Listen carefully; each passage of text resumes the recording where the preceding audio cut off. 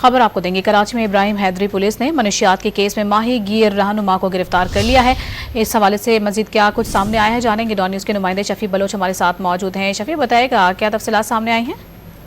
हाँ जी, माही की रहनुमा है कमाल शाह, जिन्हें गुज़श्ता रात जो है उनके घर से पुलिस ने इब्राहिम हैदरी पुलिस ने हिरासत में ले लिया है।